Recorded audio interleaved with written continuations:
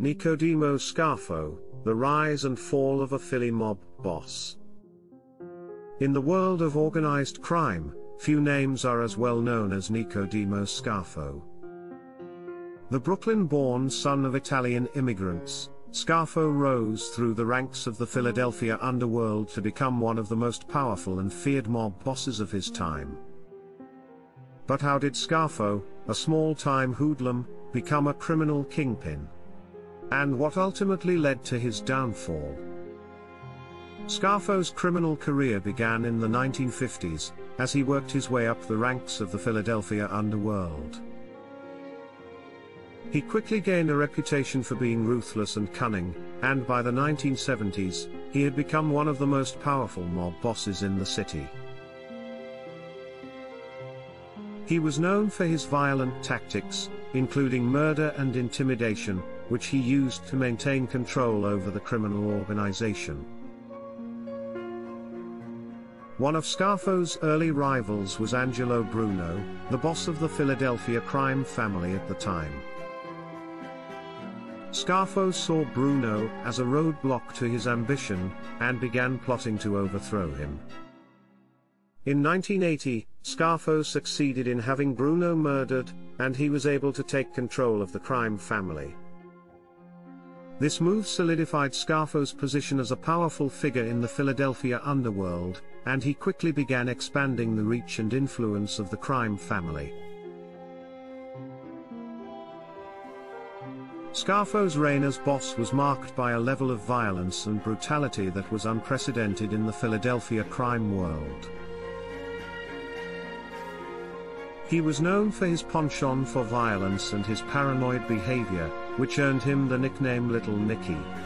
Scarfo was also known for his erratic behavior, which led to a number of high-profile mistakes that ultimately contributed to his downfall.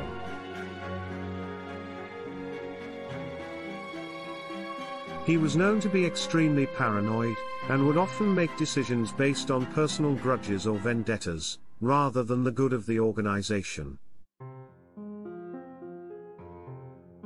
This led to a number of high-profile mistakes that ultimately contributed to his downfall. One of the most notable of these mistakes was his decision to murder Frankie Flowers D'Alfonso, a member of the crime family who Scarfo suspected of being a government informant.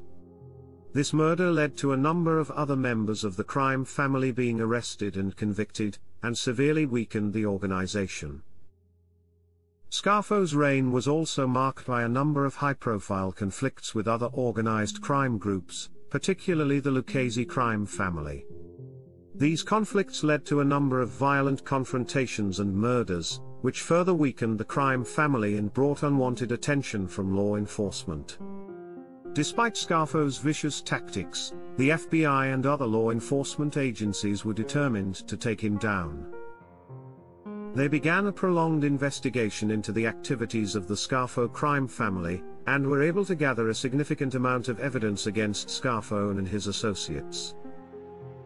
In the 1980s, they ramped up their efforts to take down organized crime, and Scarfo was eventually arrested and convicted on multiple charges, including racketeering and murder. He was sentenced to life in prison, where he died in 2017. While Scarfo's story may be one of crime and violence, it is also a cautionary tale of the dangers of power and greed. Scarfo's reign as a mob boss may have been brief, but it left a lasting impact on the criminal underworld, and the city of Philadelphia. Scarfo's downfall ultimately came as a result of his own actions, as his penchant for violence and brutality led to the downfall of his criminal empire and his eventual imprisonment. Scarfo's legacy is a complex one, with some seeing him as a notorious criminal while others see him as a man who was able to rise above his humble beginnings and become a powerful figure in the criminal underworld. Regardless of one's perspective, there is no denying the impact that Scarfo had on the Philadelphia criminal landscape, and his story serves as a reminder of the dangers of power and the ultimate consequences of a life of crime. It is worth mentioning that Scarfo's reign as the boss of the Philadelphia crime family was one of the most violent and chaotic in the history of organized crime in the city. Scarfo oversaw a number of brutal murders and violent clashes with other criminal organizations, which ultimately led to the downfall of his own organization. Additionally, Scarfo's downfall was also due to his inability to adapt to the changing landscape of organized crime. With the rise of drug trafficking and other new forms of criminal activity, Scarfo's focus on traditional rackets such as loan sharking and extortion became less profitable. Despite his brutal reign and eventual downfall, Scarfo's story is also a reminder of the resilience and resourcefulness of the human spirit. He was able to rise from humble beginnings to become one of the most powerful figures in the criminal underworld, despite facing numerous obstacles and challenges along the way. In conclusion, Nicodemo Scarfo's story is a cautionary tale of the dangers of power and greed, but it is also a reminder of the resilience of the human spirit, and the ability to rise above one's circumstances.